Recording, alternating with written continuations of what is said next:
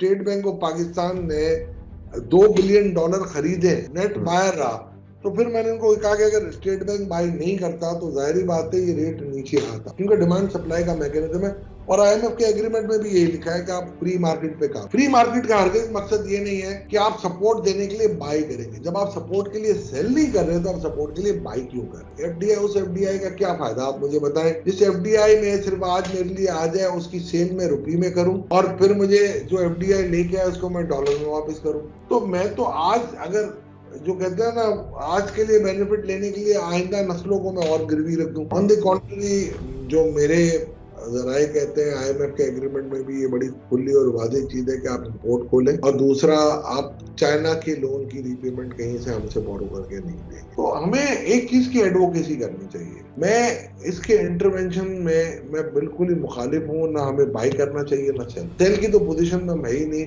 कि हम अपनी इन्वॉल्वमेंट दिखाएं और सेल करके डॉलर को कंट्रोल करें। और जो अगर ये 45 रुपए का अगर मैं ऊपर डॉलर लेता हूँ और अगर $3.5 अरब मैंने लिए हैं, तो अराउंड 160 बिलियन रुपीज मैंने ऊपर दिए हैं, वो स्टेट बैंक के प्रॉफिट में जाएगा, क्योंकि non tax revenue 100% federal government की रेवेन्यू। इस वक्त डॉलर कितने का होना चाहिए रियलिस्टिकली स्पीकिंग? 235 जी। देखिए ये हर महीने तो हम वैल्यू नहीं कर सकते, ये दिसंबर के एंड रेंज जो है 235 से 245 के दरमियान होना चाहिए। 235 इस वक्त तो मेरी 235 है, ऑप्टिमस 240 कहता है और ये अपना गोल्डमैन सैक 224 कहता है। Watch Federal Post, bold and independent.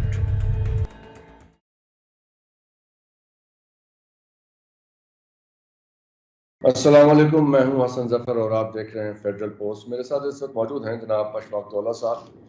तौला साहब फॉर्मर मिनिस्टर ऑफ स्टेट हैं और फॉर्मर प्रेसिडेंट हैं इंस्टीट्यूट ऑफ चार्टर्ड अकाउंटेंट्स के, और currently he is the president of South Asian Federation of Accountants. तौला साहब, welcome to Federal Post. Thank you जी, थैंक यू वेरी मच। आपके नाम से एक प्रेजेंटेशन, एक डॉक्यूमेंट सर्कुलेट हो रहा है। इसका टाइटल है beyond challenges, strategic approach to rejuvenate Pakistan economy by tackling the twin deficit. इसमें आपने ये ट्विन डेफिसिट जो बताया है, which is current account deficit and fiscal deficit, इसमें आपने फिस्कल ईयर 25 और 24 को कंपेयर किया है। जरा इसको बताइए हमारे नाज़रीन के लिए, सुनने वालों के लिए, कि ये इसमें क्या आपके सामने सूरत हाल है and how does Pakistan economy look through this comparison? जी बिस्मिल्लाहिर्रहमानिर्रहीम, thank you very much professor साहब। चले ये भी प्रेजेंटेशन निकल आई कहीं से, क्योंकि ये बड़ी लिमिटेड हमने एक प्रेजेंटेशन की थी कुछ दोस्तों को, और इसका मकसद ये था कि जी जो यहाँ पर हमारे यहाँ अंधेरे फैलाए जा रहे होते हैं, मायूसी फैलाई जा रही होती है, तो मैं ये सिर्फ कहना चाह रहा था कि इतनी कोई मायूसी की बात नहीं है। और with IMF, yes obviously you can see a good picture, but without IMF even you can survive, ऐसी कोई बात नहीं है। इसके लिए थोड़ी सी हिम्मत की जरूरत थी, तो इस वजह से हमने ये की थी। ट्विन डेफिसिट देखिए, आपका सबसे बड़ा मसला जो उस वक्त डॉक्टर साहब है वो आपका है करंट अकाउंट डेफिसिट। बाकी आप दूसरा जो फिस्कल डेफिसिट है उसको तो लोकल एसईपी के तहत हम ओवरकम कर सकते हैं, बट करंट अकाउंट डेफिसिट एक ऐसी बला है जहां पर हम फंस जाते हैं आगे मल्टीलेटरल एजेंसीज के हाथ या डोनर्स के हाथ। देखिए आपको भी पता है कि हमारी बेसिकली इंपोर्ट ओरिएंटेड इकोनॉमी है और हमारी एक्सपोर्ट्स बहुत कम है। एक स्टेज ऐसा था जो 2017-18 में अगर मैं देखूं, इनफैक्ट आप देखें 18-19 इसको मैं कहूंगा, आपका एक करंट अकाउंट डेफिसिट आया था 18 या 19 बिलियन डॉलर्स का, और उसकी बेसिक वजह थी आपने सी पैक की काफी इंपोर्ट की थी, और उस वजह से आपका एक बहुत बड़ा डेफिसिट था, जिसकी वजह से आपने एक जो 16 में आईएमएफ का प्रोग्राम कंक्लूड कर दिया था, और बहुत अच्छे अंदाज में आपने कंक्लूड किया था, जब आपकी इन्फ्लेशन भी कम हो गई, जीडीपी ग्रोथ भी बढ़ गई, और हर चीज में आप, मेरा ख्याल है आईएमएफ की उस वक्त जो प्रेसिडेंट थी क्रिस्टिना लगार्ड, उन्होंने बड़ी तारीफ भी की थी, और आपकी करेंसी भी स्टेबल थी, जीडीपी ग्रोथ भी थी, टैक्स टू जीडीपी भी बढ़ रहा था, और वो बड़ा एक हॉलमार्क किस्म का ये एक ऐसा लेजेंडरी प्रोग्राम था कि जो उस वक्त आईएमएफ के लिए एक मॉडल प्रोग्राम था for the world as well. But जब आपका करंट अकाउंट डेफिसिट बढ़ा, आपने इंपोर्ट खोली सीपैक की वजह से और कुछ और स्ट्रेटेजिक इंपोर्ट्स थी, इसकी वजह से तो आपकी करंट अकाउंट डेफिसिट को जॉल्ट पड़ा और फिर आपको आईएमएफ के पास जाना पड़ा। जब आप आईएमएफ के पास गए तो आपको जाहिर बात है फिर वही कहा गया कि जी आप अपना इंपोर्ट को खुला रखें मगर आप ग्रोथ को कम करें और इंटरेस्ट रेट बढ़ाएं। इंटरेस्ट रेट बढ़ाने के नतीजे में आपकी मईशत स्लो हो गई और आपका फिस्कल डेफिसिट आपका बढ़ना शुरू हो गया। तो आपको जब आप होते गए 22 तक आपने देखा आईएमएफ के प्रोग्राम में हम यस नो करते हुए फाइनली फरवरी 28 को हमने आईएमएफ को जो कमिटमेंट किया था हमने कहा जी हम पूरा नहीं कर सकते। उसके बाद आपको पता है कि फिर ये एक रिजीम चेंज हुआ और एक पीडीएम की हुकूमत आई और मुफ्ता इस्माइल साहब आए। मुफ्ता इस्माइल साहब की भी कोशिश यही रही कि आईएमएफ के साथ रहे और उस वजह से हमें काफी इंटरेस्ट रेट भी हाई करने पड़े और हमारा फिस्कल डेफिसिट बहुत ज्यादा हो गया। सिंस की इकोनॉमी की रिकवरी नहीं थी इसलिए टैक्स की भी काफी आपको प्रॉब्लम आ रही थी टैक्स कलेक्शन के अंदर। लिहाजा आपका उस साल जो मेरा ख्याल है फरवरी तक आपका करंट अकाउंट डेफिसिट हो गया था 14 बिलियन डॉलर हो चुका था। और फिर आपको पता है कि जी आपने फ्यूल इंपोर्ट की और काफी आपको महंगा फ्यूल मिला तो आपने 17.2 बिलियन डॉलर पे 17.4 बिलियन डॉलर पे करंट अकाउंट डेफिसिट कम किया। तो वो जो डेफिसिट था उसकी कमर जो टूटने की वजह थी वो आज तक आपको कैरी फॉरवर्ड करनी पड़ रही है। और उसके बाद आप इंपोर्ट को बिल्कुल रोक दिया कि हम डिफॉल्ट ना कर जाए और उसकी वजह से आपने देखा होगा हमारी मईशत और स्लो डाउन हो गई। तो इस वजह से और इंटरेस्ट रेट आपके कम नहीं हुए। जब हमने आईएमएफ को दोबारा दावत दी तो उनका यही ख्याल था कि जी आप इंटरेस्ट रेट कम नहीं करेंगे। हमने इस प्रेजेंटेशन के थ्रू ये कोशिश की है कि इन इश्यूज को कैसे एड्रेस किया जाए। आपकी इंपोर्ट एक स्टेज पे 81 बिलियन डॉलर पहुंच गई थी जून 3, 2023 पे 22। तो आपको उसको फिर अगले साल आपने इसको बहुत ज्यादा इंपोर्ट को रोका तो वो 30 बिलियन डॉलर कम हो गई और आपका करंट अकाउंट डेफिसिट भी कम हो गया था। ऑन दी कॉन्ट्री आप आईएमएफ के प्रोग्राम में थे और आपको उन्होंने काफी एडजस्टमेंटें कराई आपके फ्यूल के अंदर, आपकी एनर्जी के अंदर, आपके टैक्सेस के अंदर। तो उसकी वजह से आपकी इन्फ्लेशन घटी नहीं बढ़ती गई। उस वजह से इंटरेस्ट रेट आपको कम नहीं करने पड़े और आपका फिस्कल डेफिसिट भी बढ़ गया। इस प्रेजेंटेशन में हमने ये एड्रेस किया है कि how to rationalise import and how to increase your exports. देखिए एक्सपोर्ट की इंक्रीज हमारे पास गुड्स की इस वक्त इतनी नहीं है।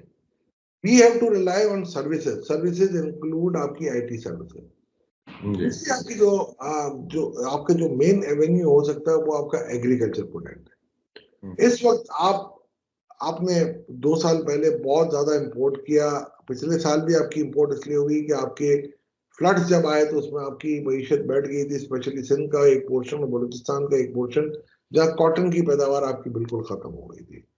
तो हमने इस चीज को एड्रेस किया है कि जो इंटरनेशनल एवरेजेस हैं उससे आप आधे से भी कम में लेके आए तो Pakistan can survive, Pakistan can revive and in fact Pakistan current account surplus में आ सकता है।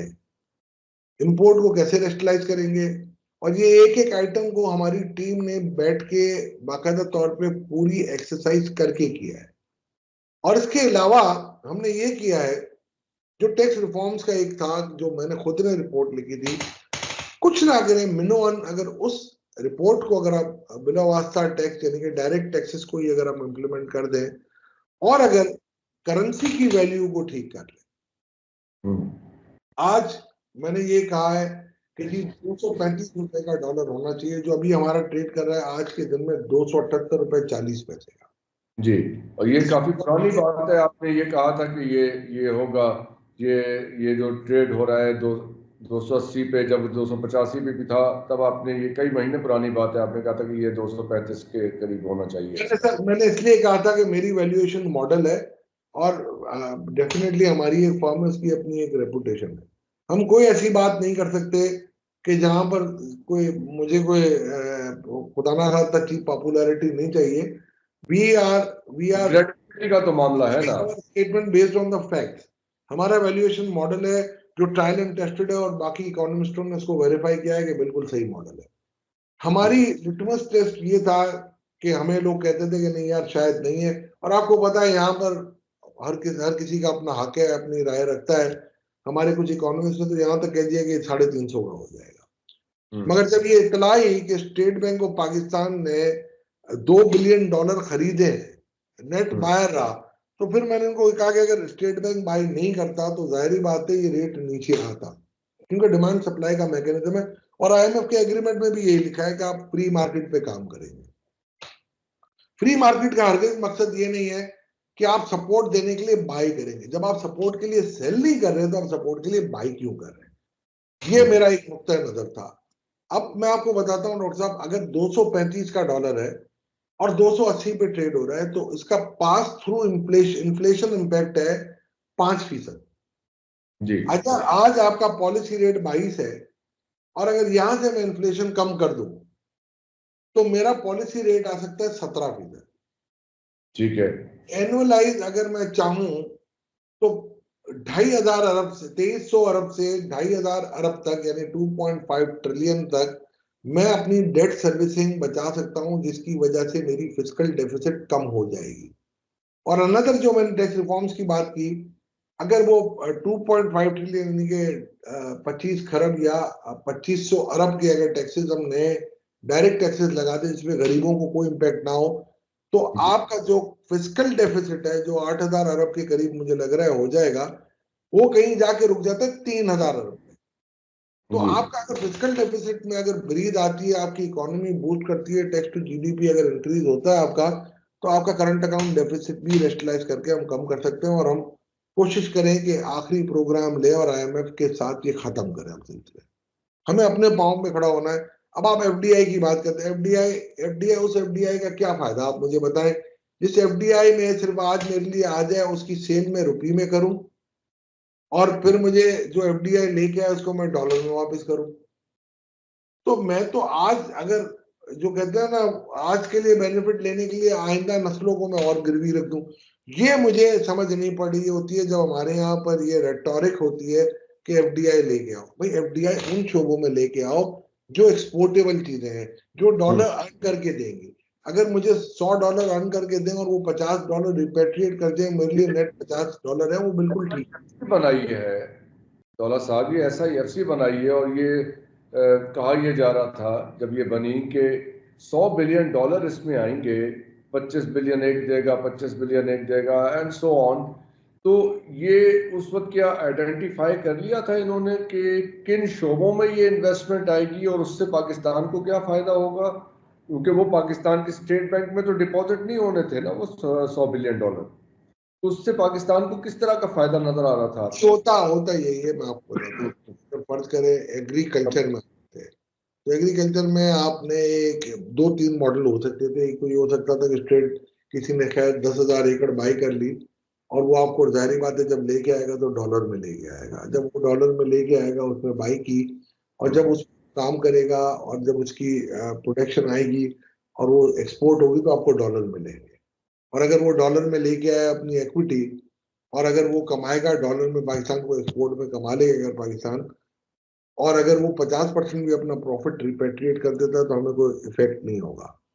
तो 3-4 शोबों में आनी थी। एक तो थी आपकी आईटी में, हम चाह रहे थे कि जी आईटी पार्क अगर आ जाए और ये सारी चीजें हो जाए तो वो डॉलर में एक्सपोर्ट होते हैं और उसमें कोई इतना मसला नहीं है।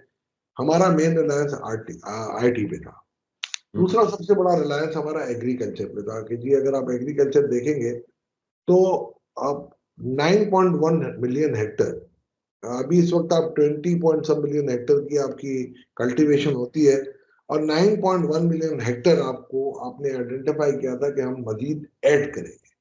अगर वो आप ऐड करते हैं और अगर आप ईल्ड पर एकड़ या ईल्ड पर हेक्टर अगर आप इंक्रीज कर दें तो आप करंट अकाउंट डेफिसिट से निकल जाएंगे। ये वाहिद एग्रीगेरियन कंट्री है जो कि फूड सिक्योरिटी में उसके लिए अपनी सिक्योरिटी भी शायद नहीं है, इसलिए ये एक प्रॉब्लम था और इसलिए मेरा ख्याल है इसको सही एड्रेस किया गया। मेरा ख्याल है अब ये इसमें आहिस्ता आहिस्ता इसमें इन्वेस्टमेंट आनी शुरू हो जाएगी। मैं समझ रहा हूँ उनको मैंने आइडिया भी दिया है कि आप ये कॉर्पोरेट फार्मिंग के साथ साथ real estate investment trust on agriculture करके भी लेके आए और मॉड्यूल पे काम हो रहा है। तीसरा जो था डिफेंस प्रोडक्शन के ऊपर था कि उसकी हम एक्सपोर्ट कैसे करेंगे। ये 3-4 बड़े हिस्से थे हमारे, और बाकी इंडस्ट्रीज का भी था। भाई इन 3 बड़ी जान है आपके पास। पर मसला पता है क्या है कि इस वक्त मेरा ख्याल है दुनिया इस बात की इंतजार कर रही है कि जी रिसेशन आ रहा है। आपने देखा होगा कहीं कमोडिटी की प्राइस ज्यादा हो रही है, कहीं कम हो रही है।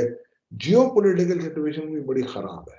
देखिए यहाँ 2 बड़ी लॉबीज चल रही है। रशिया, आप देखें यूक्रेन वॉर हो रही है, इसराइल की वॉर हो रही है, और आप ये देखें कोल्ड वॉर्स शुरू है बिटवीन 2 सुपर पावर।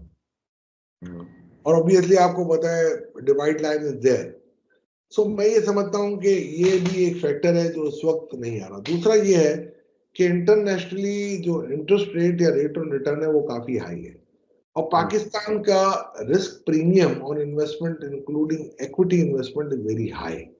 तो इन्वेस्टर सोचता है कि यार कोई ऐसा, मुझे अगर फर्ज करें अगर मैं इन्वेस्ट करता हूँ और अगर 13-14% मुझे अगर रिस्क मिल के साथ रिटर्न चाहिए, तो क्या 17-18% मुझे मिलेगा डॉलर टर्म्स में, तो मैं इन्वेस्ट करूँ।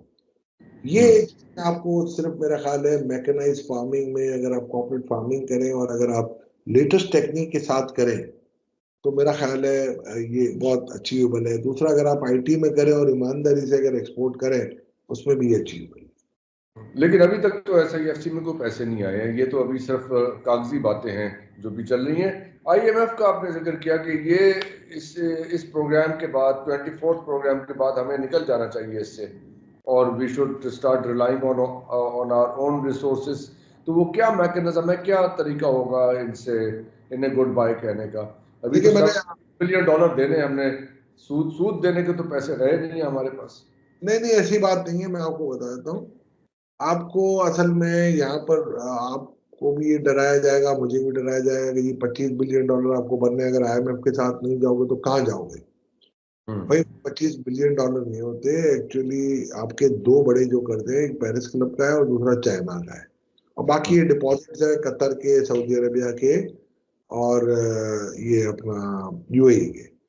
बाकी अगर आप देखेंगे तो आप कमर्शियल लोन आपके बहुत कम है, हार्डली। अगर $130 बिलियन का अगर नेट अगर कर्जा है मेरा, उसमें आपको पता है ये पब्लिक सेक्टर एंटरप्राइजेस का भी होता है, प्राइवेट सेक्टर की भी चीजें होती हैं, B2B G2G सब होता है। हमारा नेट इस वक्त जो इस साल देना है हमें वो $5 बिलियन देना है, अगले साल $8 बिलियन, और उससे अगले साल $6 बिलियन। मैं बड़े बचूक के साथ कह रहा हूँ, अदरवाइज सारा रोल ओवर का ही मामला होता है। तो मैं ये समझता हूँ, देखिए अगर आप ऑब्वियसली आपने आज देखा होगा कि जैसे ईरान से हम बात कर रहे हैं तो एक स्टेटमेंट आ गया कि जी सैंक्शन उनको पता है लग सकती है जी। तो सारी बात है, हमें सुनाया जा रहा था कि भाई जरा संभल के काम करना। ऑन द कॉन्ट्री जो मेरे जराए कहते हैं, IMF के एग्रीमेंट में भी ये बड़ी खुली और वादे चीज है कि आप इंपोर्ट खोलें, और दूसरा आप चाइना के लोन की रीपेमेंट कहीं से हमसे बोरो करके नहीं देंगे। तो ये कदगने मेरा ख्याल है आप, मैं नहीं समझता हूँ कि ये वायबल होंगी आपके लिए। बस लेकिन आप ये इनको बावर कराना पड़ेगा हमें उन ताकतों को कि यार देखो आप हमारे लिए अलग बेंचमार्क ना रखो। आप हर कंट्री के लिए सेम बेंचमार्क रखो। अगर कोई भी फर्ज करे आपकी जहां पर जिस कंट्री पे आप सैंक्शन लगाते हो उस सैंक्शन की वायलेशन करता है तो सबके लिए सेम ट्रीटमेंट रखो। ये नहीं हो सकता कि I am the son of lesser god. ये चीजें इन चीजों को मरूज खाता। हमारी डिप्लोमेटिक पॉलिसी जो होगी वो अब इस बात पे इनकी मुनसर करेगी कि वो किस तरीके से डिप्लोमेसी मेरा ख्याल है करते हैं और किस तरीके से हमें इस मुल्क को एक बहुत अच्छे फॉरेन रिलेशन की तरफ लेके जाते हैं। तो इसमें अब ये अभी फिस्कल ईयर 25 का है, आपका जो आपने पॉलिसी पेपर एक तरह का ये बनाया है, इसमें क्या तजावीज़ हैं कि ये हम अपनी प्रोडक्शन को इंक्रीज कर लें और हम अपनी एक्सपोर्ट को इंक्रीज कर लें? देखिए इसमें सबसे पहले तो हमने ये कहा करंट अकाउंट को कैसे रिस्ट्रिक्ट किया जाए without affecting the industrial activity. जो इंडस्ट्रियल रॉ मटेरियल है वो आपने मंगाना है, आपने पाम ऑयल मंगाना है। अब पाम ऑयल को आप कैसे मेरा ख्याल है रिप्लेस कर सकते हैं। आपके पास कनोला है, रेपसीड है और सनफ्लावर, ये सब बोलते हैं, उसको आप ऑल्टरनेट किस तरीके से करते हैं, इसमें ये पूरी वाज़ेह तरीके से हमने कहा है। कॉटन इस वक्त आपकी बहुत अच्छी हुई है, आइंदा उसको आप उससे किस तरीके से अच्छी कर सकते हैं, ये इस पेपर में है। वीट को आप कैसे बेहतर कर सकते हैं, ये इस पेपर में है। मेज को आप किस तरीके से कर सकते हैं, ये इस पेपर में है। फिर हमने ये कहा है कि जो आप इंपोर्ट कर रहे हैं, आपने देखे टर्फ की लोन दी, उसकी इंपोर्ट नहीं होगी, तो अब आप ये भी अकाउंटेबिलिटी रखेंगे, जिन्होंने लिया एटलीस्ट वो इंपोर्ट कर लें, और अगर नहीं किए तो ऑब्वियसली इनसे आप पैसे वापस लें। वीट का यहाँ अलग क्राइसिस चल रहा है। हमने यहाँ तो पॉलिटिकल मैनूवरिंग नहीं खत्म होती। पहले इन्होंने वीट जो है वो एक्सपोर्ट कर दिया, फिर उसको इंपोर्ट किया, जो इस वक्त हालात चल रहे हैं, आपके बम्पर क्रॉप्स हुई हैं, और उसके बावजूद हमारे यहाँ वीट जो है वो is on a very high price. किसान को क्या प्राइस दी जा रही है, वो कितने साल पुरानी प्राइस है, तो उसके ऊपर वो कैसे सस्टेन करेगा। सब्सिडीज आपने IMF के कहने पे खत्म कर दी हैं एग्रीकल्चर की। डॉक्टर साहब, वीट इस वक्त दुनिया में सबसे महंगी पाकिस्तान में ही, और जो सपोर्ट प्राइस हमने 4000 या 3900 दिया है, दुनिया में इसका रेट ही नहीं मिल रहा आपको। आज आप अगर देख लेंगे ना, वीट दुनिया में बहुत सस्ती हो गई है, और आजकल आपकी स्मगलिंग भी खत्म हो गई है, क्योंकि जो बाहर से मंगाएंगे उनको आसानी से सस्ती मिल जाएगी। वीट तो आप छोड़ दें, इसलिए आप देखें अभी तो किसान ये चिल्ला रहा है हमसे वीट कौन बाई करेगा। और एक स्टेज ऐसा था कि किसान ने बड़े ब्लैक में बेची थी, और गवर्नमेंट बोल रही थी अल्लाह का वास्ता हमें दे दो। तो हमारे कंट्री में हमने बहुत बड़ी गलती क्या की हुई है, ये सब्सिडियां वगैरह तो बात की बात है। मैं तो सिर्फ एक बात कहता हूँ, फ्री इकोनॉमी करें, कोई फ्लोर प्राइस, कोई फिक्स प्राइस नहीं होनी चाहिए। आप प्रोडक्शन करें, जो आपकी जो इनपुट होनी चाहिए वो मार्केट बेस होनी चाहिए। इधर पे आप सब्सिडी दे रहे होते हैं, ट्यूबवेलों पे आप सब्सिडी दे रहे होते हैं, इलेक्ट्रिसिटी पे आप सब्सिडी दे रहे होते हैं, आप यानी आप रिसीव नहीं करते हैं, अब हर चीज आपके ऊपर है।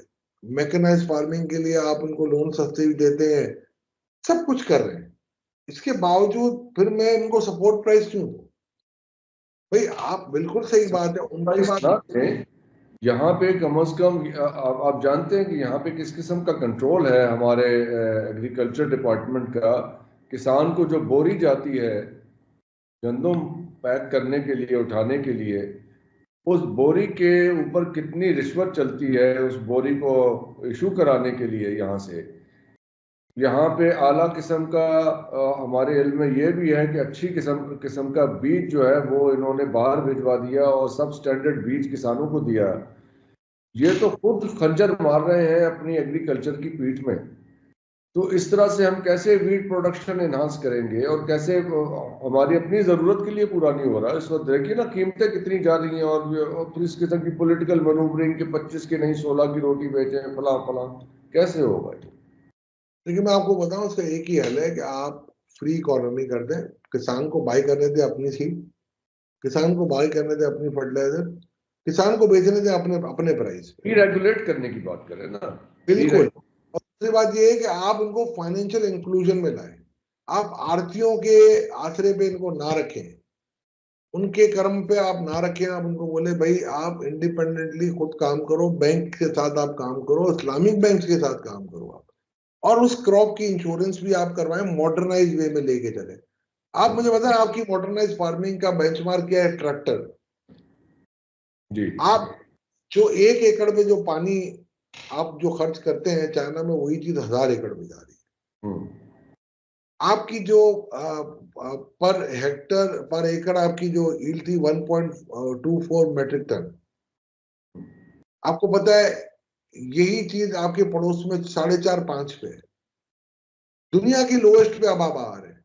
मैं तो इसमें अंदाजा लगाया हुआ, आप पढ़ लीजिएगा कि 2 की अगर आपकी यील्ड आ जाए ना, तो आप बहुत आगे निकल जाओगे, और वहीं से आप सरप्लस कमाना शुरू करोगे। बिकॉज कि आपकी आज पॉपुलेशन ग्रोथ के हिसाब से अगर आपकी रिक्वायरमेंट है वो 31.66 मिलियन मेट्रिक टन आपको चाहिए, और आपकी प्रोडक्शन आराम से अगर आप 2 पे लेके आते हो तो 4.8 मिलियन मेट्रिक टन होती है। अगर मैं सिक्योरिटी रिजर्व अगर मैं अपना रख लूं 36 मिलियन मेट्रिक टन के बाद, तो I have got a surplus of 12। अगर मेरी स्मगलिंग भी 4 हो जाती है तो 8। आप आज अंदाजा लगा लें इंटरनेशनल मार्केट के हिसाब से जो आपका डेफिसिट है वो तो फौरन खत्म हो जाएगा। सिर्फ वीट की बात कर रहा हूँ जी। तो what is not letting it happen, ये दैट्स द क्वेश्चन। सर। यही है ना, हम लाडलेपन दिखा देते हैं ना कि जी सपोर्ट प्राइस दे दो, अपनी पॉलिटिक्स खेलते हैं, मैं मर गया, मैं लूट गया, मैं बर्बाद हो गया। भाई आप दुनिया में एक प्राइस देख लें, अगर आज वीट की आ रही है तो आपके किसान की भी वही आ रही है ना। आप देखिए कॉटन जिस वक्त यूएस के मार्केट में क्लोज होती है 84 सेंट, तो यहाँ अलीपुर चट्टा की भी वही उस हिसाब से वो कन्वर्ट कर देता है। तो जब आपको अपनी आउटपुट चाहिए इंटरनेशनल मार्केट पे तो इनपुट भी तो फिर खरीदो, टैक्स भी तो दो ना मुझे। उस आउटपुट के अंदर तो टैक्स भी है और बिल्कुल मार्केट रेट पे इनपुट भी है। तो और यहाँ सरकार का टैक्स, कल्चर टैक्स देने, जब आप एग्रीकल्चर प्रोडक्ट के ऊपर टैक्स की बात करते हैं तो यहाँ पे एक नया शोर शराबा शुरू हो जाता है कि किसान मर गया और किसान ये हो गया।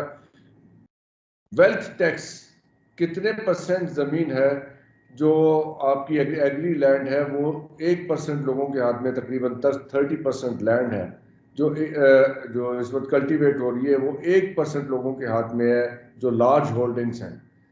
उनके ऊपर वेल्थ टैक्स नहीं होना चाहिए? उनकी कितनी आमदनी है? सर एक मैं आपको बात बताता हूँ, हमने ये नहीं किया था, वेल्थ टैक्स आपने खत्म कर दिया है। एग्रीकल्चर टैक्स आपका सूबों का डोमेन में, हमने यही कहा था कि हम इनकम का एक थ्रेश होल्ड होना चाहिए। जैसे सैलरी के केस में 6 लाख रुपए है ना, वैसे जी एक थ्रेश होल्ड हो कि इससे नीचे। तो हम किसान को थोड़ी कहते हैं टैक्स करो, हम तो कहते हैं जिसने इनकम की एक थ्रेश होल्ड से ऊपर वो टैक्स करो। अच्छा, जी अगर वो नहीं होता तो उसका ऑल्टरनेट मैंने अपनी रिफॉर्म्स एंड रिसोर्स मोबिलाइजेशन की रिपोर्ट में दिया था कि आप मिनिमम एसेट टैक्स लगा दो। कि फर्ज करें डॉक्टर साहब की एसेट्स है 10 करोड़ रुपए, और आप फर्ज करें आपने 12 लाख रुपए वैसे ही टैक्स दे दिया है सैलरी से या और दूसरे सोर्सेज से, इंटरेस्ट से आपने दिया, डिविडेंड से दिया, और कोई सोर्सेज से आपने दे दिया, और आपकी इनकम अगर उसमें 12 लाख रुपए आपने 14 लाख रुपए दे दिया और आपके एसेट्स 100 मिलियन है, तो आप 1% ऑफ द एसेट कितना है, 10 लाख रुपए बनता है। आप इससे ऊपर दे चुके हैं तो आपको टैक्स देने की जरूरत नहीं है। अगर ठीक है। आपने उससे कम दिया है तो आप बैलेंस टैक्स दे दें। अब ये मैंने दिया है, ये फार्मूला मेरी किताब में लिखा हुआ है, आप देख लीजिएगा। इस किताब में नहीं है, एक और किताब में मैं भेज दूंगा आपको। अब जरा उसमें तो प्लीज। और ये आईनी तौर पे ये हम लगा सकते थे, ये आईनी माहिर आपको बड़े वसूख के साथ मैं कह सकता हूँ पाकिस्तान के टॉप कॉन्स्टिट्यूशनल लॉयर से मैंने बात की जिनको टैक्स का भी बहुत अच्छा बैकग्राउंड। तो ये तो डूएबल है। तो जीएसटी के क्योंकि अभी देखिए हमारे यहाँ इनकम टैक्स है, हम जीएसटी पे कर रहे हैं, और जीएसटी दुकानदार और या वेंडर्स और तरीके के या रेस्टोरेंट्स में जाते हैं, कैफे, वो वहाँ पे काट लेते हैं। अब हमें क्या पता वो आगे जमा कराते हैं कि नहीं कराते हैं, और एहतमाल ये है कि नहीं कराते हैं। I don't know where it goes, लेकिन कंज्यूमर के ऊपर तो उसका बोझ है ना, मुसलसल बोझ है। तो वो जो बीच में ये इसका भी कोई आपके पास सॉल्यूशन है कि ये जीएसटी जो है जो हम पे कर रहे हैं वो व्हाट इज दैट? नंबर 2, हमारे बिजली के बिलों में बहुत सारे टैक्सेस लग के आ रहे हैं। इसका मतलब है कि अगर इस तरह से टैक्स कलेक्ट करना है आपने इनडायरेक्टली बिजली के बिलों में डाल के और रेस्टोरेंट के और कैफे के बिलों में डाल के, तो फिर ये इनकम टैक्स को खत्म करते हैं, कोई एक रख लीजिए। देखिए इनकम टैक्स अलग चीज है, वो आपकी इनकम पे है, वो ये कंजम्पशन पे है। मेन मसला ये नहीं है, मेन मसला आपकी लीकेज है।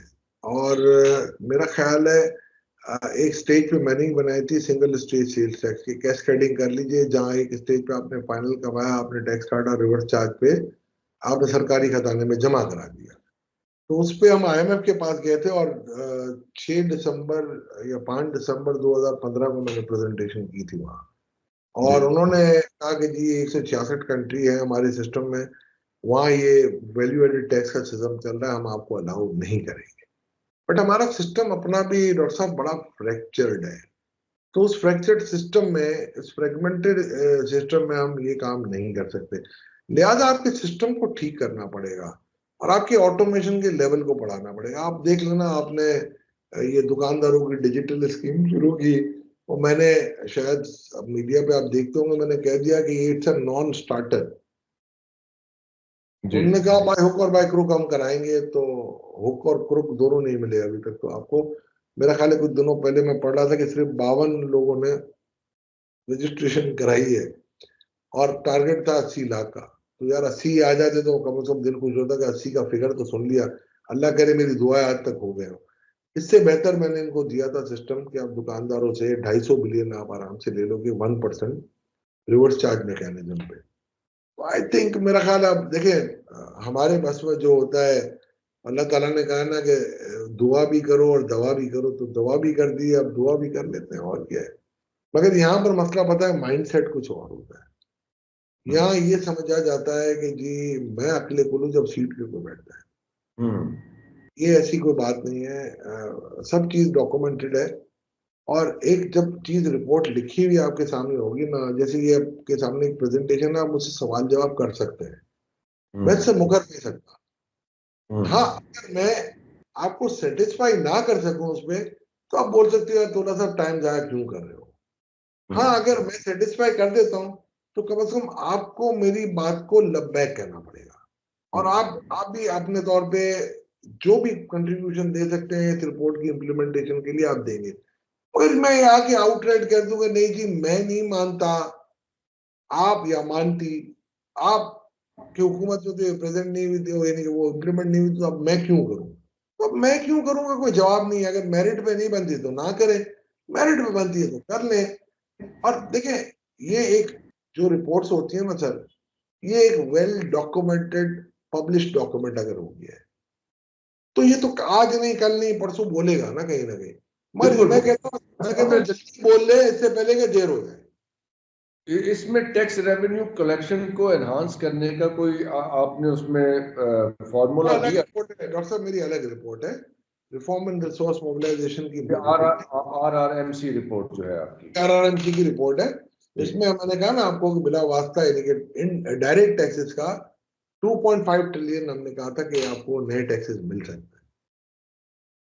राइट। तो ये अब ये जो एलोकेशन ऑफ फंड्स है from interest rate reductions and tax revenue enhancements, तो इसका इकोनॉमिक स्टेबिलिटी के अंदर क्या उसके अंदर रोल है? आपका फिस्कल डेफिसिट कम हो जाएगा ना। आपका अगर 5 बिलियन से 5 billion is a hell of a sum जी। 5 बिलियन से अगर आपका फिस्कल डेफिसिट कम हो जाता है तो आपकी इकोनॉमी रिवाइव हो गई। और अगर आप इसी तरीके से टैक्स रिफॉर्म्स आप चलाते रहे इससे आपको फायदा होगा और लॉन्ग टर्म में फायदा होगा। अगर आपका फिस्कल डेफिसिट कम होगा, पीएम साहब भी खुद भी कह चुके हैं कि हम कशकोल तोड़ देंगे आप टैक्स से, तो टैक्स देने के एवेन्यूज आपके पास मौजूद है, घोड़ा भी है, मैदान भी है, स्टार्ट करें आप, लब्बैक के हम आपके पीछे हैं। चलिए दो पॉपुलर क्वेश्चंस हैं, वो ये कि एक तो जो हमारे वजीर खजाना साहब नेगोशिएट कर रहे हैं वो टर्म्स आपके सामने हैं, जिन टर्म्स में are you satisfied with those terms IMF की, और you think he is in a good position to strike a deal with the IMF? मेरा ख्याल है अभी टर्म्स आई नहीं है, अभी तो उनकी टीम आएगी, वो जायजा लेगी, इनसे डिस्कशन होगा और फिर वो अपनी जो टर्म्स होती है ना मेमोरेंडम ऑफ इकोनॉमिक पॉलिसीज का जो होता है ये वो आता है फिर इसके बाद। वो 4 टर्म्स तो हमारे सामने थी ना, उसके कुछ इशारे मौजूद थे उसमें कि आप टैक्स टू GDP रेशो जो है वो 15% करें, एग्रीकल्चर और ये तो नहीं हो सकता ना। तो हमने मैं आपको बताता हूँ 2013 से 17 तक हम हर साल 1% टैक्स टू GDP बढ़ा रहे थे और यही वजह थी कि मेरा ख्याल है 1700 बिलियन था, 1700 बिलियन से आप 3500 बिलियन पे चले गए थे 5 सालों में और इन्फ्लेशन नहीं थी। देखिए अगर इन्फ्लेशन हो जाए और उसकी वजह से टैक्स ज्यादा आ जाए तो ये कोई कमाल नहीं है। इन्फ्लेशन का ना होना और फिर भी टैक्स का आना और 1% टैक्स टू GDP बढ़ जाना बहुत बड़ी बात होती है। राइट। तो आप कर रहे थे ना, तो ये मसला नहीं है मेरा, हम 14 पे निकल चुके थे। मगर मसला पता है मेरा क्या है कि जो मेथड आप करना चाह रहे हो कि जो आप हवाई बातें करते हैं ना वो मुझे थोड़ी सी पिच करती है कि भाई हम भी सन ऑफ द सॉइल है, यहीं पे पैदा हुए, यहीं पे बड़े हैं और यहीं पे हर चीज देखी है। हमें पता है कि मैं अकेला नहीं था इस रिपोर्ट को लिखने में, मेरे साथ 100 और प्रोफेशनल्स भी थे और वेरियस कैपेसिटी के लोग थे, पाइट के थे, SDPI के थे, पाकिस्तान बिजनेस काउंसिल के थे, OICCI के थे, federation of Pakistan chamber of commerce के थे, पाकिस्तान टैक्स बार एसोसिएशन के थे, इंस्टीट्यूट ऑफ चार्टर्ड अकाउंटेंट के थे, institute of cost and management accountant के थे, हर कोई था, हर स्टेक होल्डर मौजूद था, और ये सबकी मिलीजुली राय से ये रिपोर्ट बनी है। मां सिवाय रेवेन्यू मेजर्स के, जो कि बिकॉज हम बजट के लिए बनवा रहे थे तो इसलिए थोड़ी सीक्रेट रखनी पड़ी, बाकी So, हर सबने ट्रांसफर किया है। if this report is taken seriously and implemented in its true spirit, तो ये जो पाकिस्तान का कि ये जो दो डेफिसिट्स हैं, फिस्कल डेफिसिट और करंट अकाउंट डेफिसिट, ये दोनों सेटल हो सकते हैं। इससे कितने अरसे में सेटल हो जाएंगे? सर अगर मेरी बात सुने, अगर करंट अकाउंट डेफिसिट तो आपकी इंपोर्ट को सही मानों में रेस्टलाइज करने के और एक्सपोर्ट को बढ़ाने से होगा, बट अगर आपका फिस्कल डेफिसिट कम होगा, टैक्स टू जीडीपी बढ़ेगा, और अगर इंटरेस्ट रेट कम करके अगर आप सही वैल्यूएशन पे करेंसी को लेके आए, देखिए मेरी रिपोर्ट के बाद वो अल्लाह शाहिद है, होता है ना कि जी मुझे अपने आप को प्रूव करने की जरूरत नहीं होती, वो बिल्कुल हो जाती है। तो एक तो स्टेट बैंक ने बाइंग की, $3.5 अरब बाई किए स्टेट बैंक ने, अब तो 4 हो गए होंगे मुझे लग रहा है। फिर गोल्डमैन सैक ने लिखा कि जी 224 की है डॉलर, फिर ऑप्टिमस ने लिखा कि 240 है। तो ये पैसे किसने कमाए हैं, ये इतने सारे? ये कमा आप समझे नहीं, स्टेट बैंक बाई कर लेता, स्टेट बैंक कोई कमाता तो नहीं है ना। अब वल्लाह लंबे सवाब खुदा ना का तो पीछे से कोई डील करके आया हो तो मुझे नहीं पता, मैं नहीं समझता ऐसी कोई डील होगी, मगर यार आप महंगा क्यों खरीद रहे हो भाई, मैं ये कहता हूँ। तो हम यही तो सोच रहे हैं हम कि अगर कोई महंगा खरीद रहा है, सस्ती चीज महंगी खरीद रहा है, तो उतना पैसा कहाँ जा रहा है? सर अब देखें, मसला ये नहीं है, मसला ये है कि इंटरबैंक से भी उठाए, और मेरी नॉलेज में तस्दीक शुदा बात है, मगर मैं उनका नाम नहीं ले सकता, $1.5 अरब उन्होंने फॉरेन एक्सचेंज कंपनी से भी उठाया। तो अब मुझे नहीं पता चल रहा, आपने देखा होगा बीच में भी एक इत्तला आई थी कि जी हमने पेमेंट की है, इसके बावजूद हमारे रिजर्व्स में कमी नहीं आई है। मेरा ख्याल है उसका तो अभी अगले हफ्ते का जो मूवमेंट आएगा उसमें पता चलेगा मुझे, मगर बाय एंड लार्ज अगर आप मुझसे पूछें तो हमें एक चीज की एडवोकेसी करनी चाहिए। मैं इसके इंटरवेंशन में मैं बिल्कुल ही मुखालिफ हूं, ना हमें बाई करना चाहिए ना सेल करना चाहिए। सेल की तो पोजीशन में हम है ही नहीं कि हम अपनी इन्वॉल्वमेंट दिखाएं और सेल करके डॉलर को कंट्रोल करें। हाँ, इस वक्त बाई की पोजीशन में भी हमें नहीं होना चाहिए कि जी देखिए ये टैक्स पेयर्स मनी है, 2.5 ट्रिलियन भी टैक्स पेयर की मनी से जाएगा, और जो अगर ये 45 रुपए का अगर मैं ऊपर डॉलर लेता हूँ और अगर $3.5 अरब मैंने लिए हैं, तो अराउंड 160 बिलियन रुपीस मैंने ऊपर दिए हैं, वो स्टेट बैंक के प्रॉफिट में जाएगा, जो कि non tax revenue 100% federal government की रेवेन्यू है। इस वक्त डॉलर कितने का होना चाहिए रियलिस्टिकली स्पीकिंग? 235 जी। देखिए ये हर महीने तो हम वैल्यू नहीं कर सकते, ये दिसंबर के एंड रेंज जो है 235 से 245 के दरमियान होना चाहिए। 235 इस वक्त तो मेरी 235 है, ऑप्टिमस 240 कहता है, और ये अपना गोल्डमैन सैक 224 कह रहे हैं। थैंक यू वेरी मच ताल्ला साहब, taken lot of time from you today. बहुत सारे सवाल अभी भी मेरे पास हैं, तो may be at another time एक और दूसरी सिटिंग के अंदर हम वो टेकअप करेंगे आपसे। तब तक ये IMF का प्रोग्राम भी कंक्लूड हो गया होगा। We will have a greater and clearer picture before us. तो थैंक यू फॉर टुडे, और आप लोगों के देखने का बहुत बहुत शुक्रिया। मुझे इजाज़त दीजिए, खुदा हाफिज़।